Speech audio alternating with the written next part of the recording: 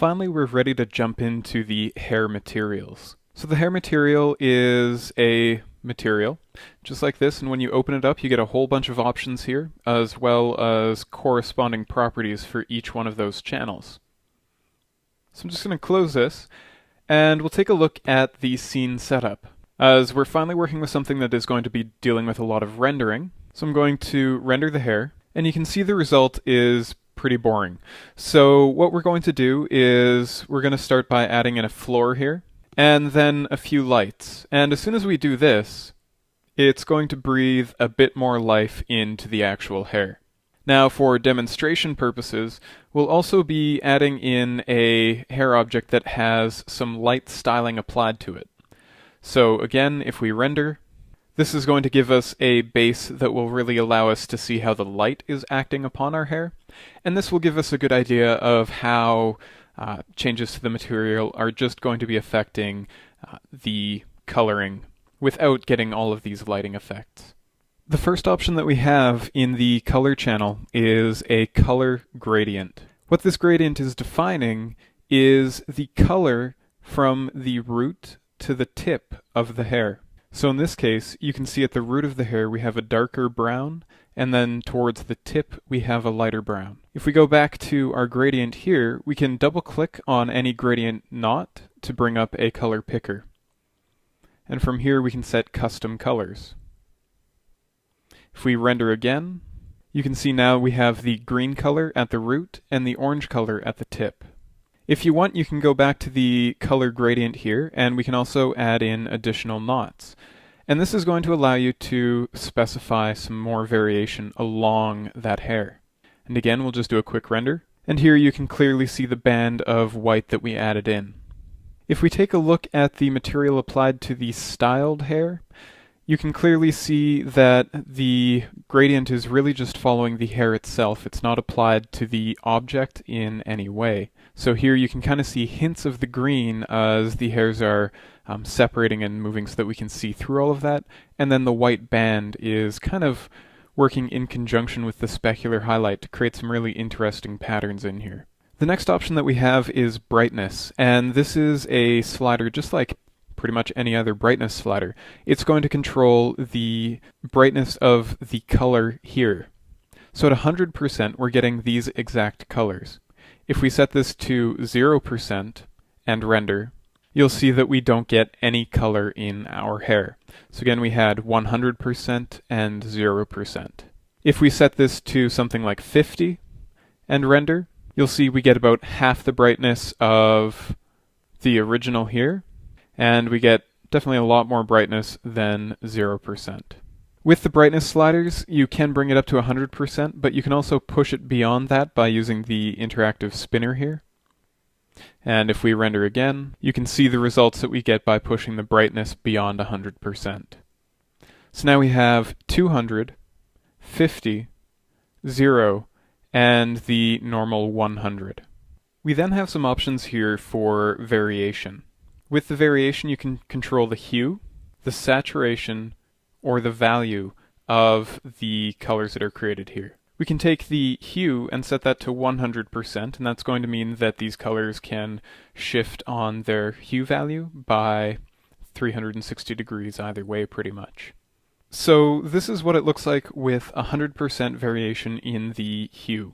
You can see that we get a pretty amazing Technicolor show here, and if we just bring our compare slider down, you can really see the difference there. We'll set the hue back to 0%, and this time we'll go saturation and set this to 100%. So this means that we can go from 100% color to absolutely no color. So here you can see the results for using 100% in the saturation. And again, we can just use our compare bar here to take a look at those differences. Okay, so we'll set the saturation back to 0%. This time we'll take the value and we'll set that to 100%. So here's the value set to 100%, and in some cases you'll see hairs that are going somewhat black, and there's generally a lot more dark hairs in there. And that's because the value is being taken from 100% and set to something between 100 and 0%. If we use our compare slider again here, you can really see the effect that that has on the hairs. Now, these are definitely added in because they add to the realism. Now, you're definitely not going to be using 100% values for these when you are working with your hair in reality. Generally, the hue is going to be a very small value. Saturation you can adjust depending on, say, like the age of a character or something like that. Somebody who's very young or has, I guess gray hair can still be healthy, but, you know, somebody who hasn't started to gray yet, you'll probably just want a very slight amount of saturation shift in there. And the value here, again, something that is going to cause a change, but nothing too drastic. So at the bottom here you can see a little bit how all of these are working in conjunction with each other. There's a little bit of hue change right here where it goes from the brighter green to the more bluish green. And in the hair tips as well, it's going from an orange to a yellow kind of. The value shift might be a little bit strong. You can see there's too much white showing through here, and that's maybe something that we don't want. The saturation changes, though, look like they're pretty close. So again, here we have with no variance, and then with some variance. Next we have an option here to load in a texture. We can start by adding something like a gradient. If we render, you'll see that it looks like not a whole lot is actually happening to the hairs. Part of the reason for this is each hair has a UV map, which means there's a direction to the hair. If we go back to the gradient, what we may need to do is set this to the 2D V option. We can render again, and you'll see now the gradient is mapped along each guide. There is some variation that's happening there, and that is just because if we go back to our color, we have variation set in the hue, saturation, and value. So for this, we're just going to set these back to 0. Now with this gradient, we can adjust this more or less like the hair was being adjusted now. So we can set up some different areas where we might have bands of color that we want. And then we can render again. So you'll see now we have the results from our new gradient that was mapped across there. Now, you're not limited to just using gradients with this though. You can, say, add a noise. We're just going to clamp the values on the noise a little bit there. And let's also bump up the size a bit and render. So you can see that we're starting to get little spots of noise along each one of these guides. It is a little bit small, so we'll just minimize the window here and we'll bump up the scale a little bit more.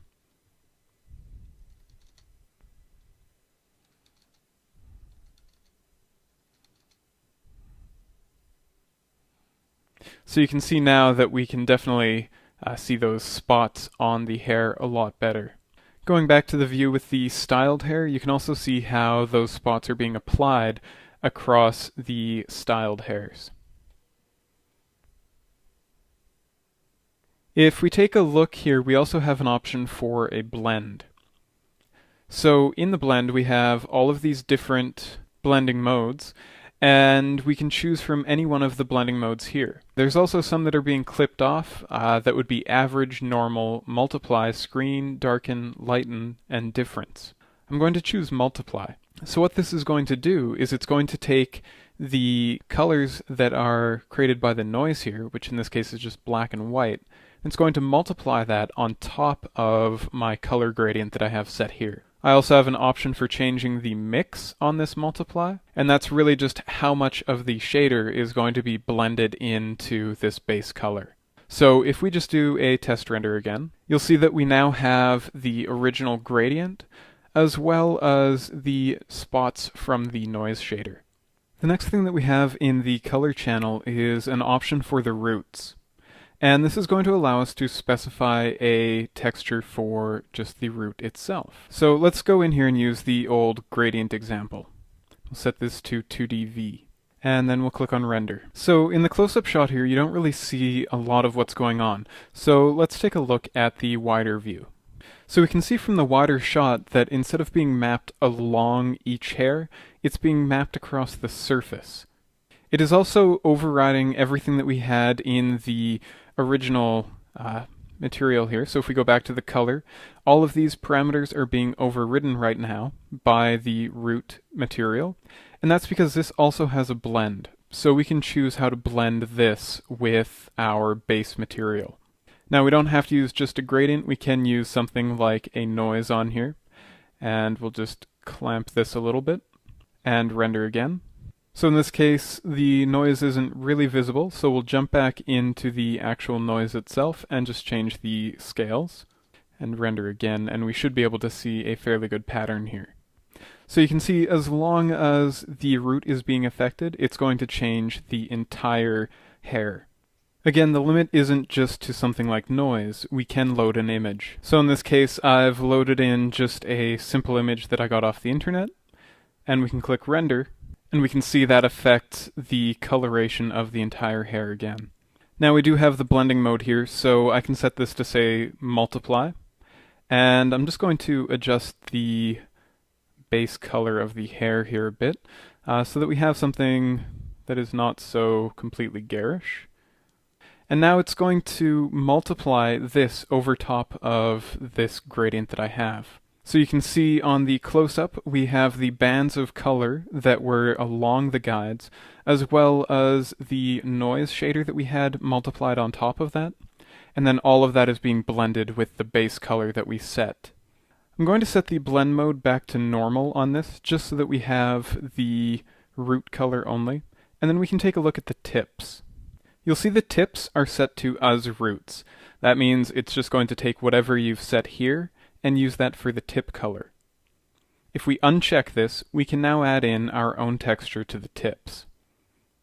Let's go with the gradient example again, just because it's a fairly decent one. And we'll leave the blend mode set to normal. So in this case, the blend mode would be blending with the color over here again. It's not going to be blending with the roots. So let's render and see what this looks like.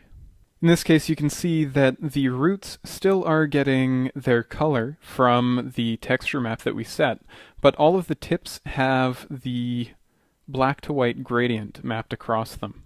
And you can see that effect a little bit better here in the styled hair, where the base of the roots are all very dark. And then we go into that nice white color. Now again, this coloration isn't coming from the surface at all, this is right in the hair. If we disable the hair systems and do a quick render in here, you can see that our planes are actually just really boring gray colors. Now for the tips, we're just going to set those back to as roots. And let's take a look at tint. So the easiest way to show the tint off is to set a solid color. And then you'll see that there is a percentage slider here. So this is really saying what percent of the hairs on your objects are going to receive this tint. Then the blend mode is going to be how that tint is applied to the hair. If it's set to normal, it's going to overwrite everything or all of the color properties of the hair. So let's just re-enable our hair objects and then render. So you can see the result that we get is pretty psychedelic, but we can also see that there is a fairly good distribution of these tinted hairs in our actual hair. If we go back here and set the tint to include more hairs and render again, you'll see that there is a subtle hint of the original texture there, but most of it is now getting this blue tint. So this is a great way of taking advantage of a base color and then being able to edit that without actually jumping into Photoshop or something like that to change your texture. You can easily gray the hair of a character or something like that. I'm just going to clear this again, and we'll take a look at the surface.